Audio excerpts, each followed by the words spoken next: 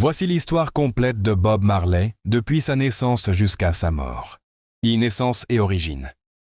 Robert Nesta Marley, plus connu sous le nom de Bob Marley, était né le 6 février 1945 à Nine Mile, un petit village de la paroisse de Sainte-Anne, en Jamaïque. Son père, Norval Marley, était un Jamaïcain blanc d'origine anglaise, officier de la marine, et sa mère, Cedella Booker, une jeune Jamaïcaine noire. Cette union mixte provoqua parfois des tensions dans la société jamaïcaine, encore marquée par le colonialisme. Âge jeunesse et débuts musicaux. Dès son jeune âge, Bob Marley s'intéresse à la musique. À 12 ans, il quitte son village natal avec sa mère pour s'installer dans un quartier pauvre de Kingston appelé Trench Town, considéré comme le berceau du reggae. C'est là qu'il rencontre Bunny Wailer et Peter Tosh, avec qui il forme plus tard un groupe.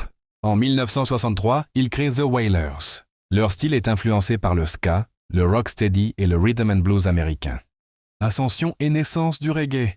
À la fin des années 1960, Bob Marley adopte la philosophie rastafarienne, un mouvement spirituel né en Jamaïque qui prône le retour aux racines africaines, la paix et la résistance contre l'oppression.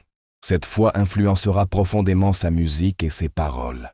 En 1972, le groupe signe avec Island Records. Leur premier grand album international, Catch a Fire, sort en 1973, suivi de Burn In la même année, qui contient les titres légendaires Get Up, Stand Up et I Shot the Sheriff, repris plus tard par Eric Clapton. Et à la consécration mondiale, Bob Marley devient une icône mondiale du reggae et un symbole de paix et de lutte contre l'injustice. Ses albums suivants, Rastaman Vibration, 1976, Exodus, 1977, Kaya, 1978, et Survival, 1979, rencontrent un immense succès.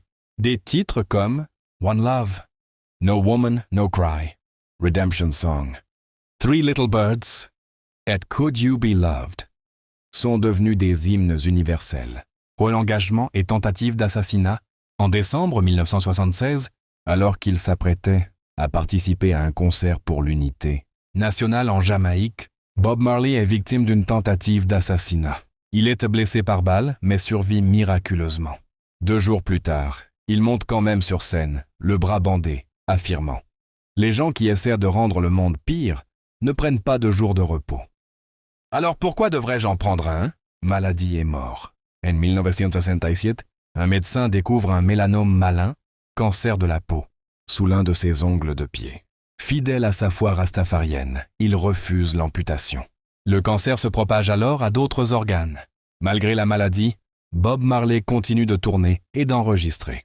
En 1980, il fait une grande tournée mondiale, mais s'effondre à New York après un jogging dans Central Park. Il meurt le 11 mai 1981 à Miami, à l'âge de 36 ans.